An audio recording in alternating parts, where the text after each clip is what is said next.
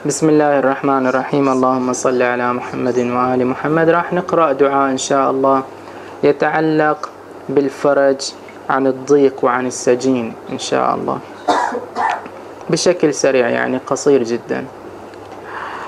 بسم الله الرحمن الرحيم. اللهم صل على محمد وآل محمد. اللهم صل على محمد وآل محمد.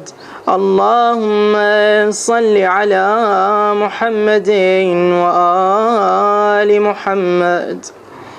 اللهم بحق العرش ومن علاه، وبحق الوحي ومن أوحاه، وبحق النبي ومن نباه، وبحق البيت ومن بناه، يا سامع كل صوت، يا جامع كل فوت، يا بارئ النفوس بعد الموت، صل على محمد وآله وآتنا وجميع المؤمنين والمؤمنات في مشارق الأرض ومغاربها فرجا من عندك عاجلا، فرجا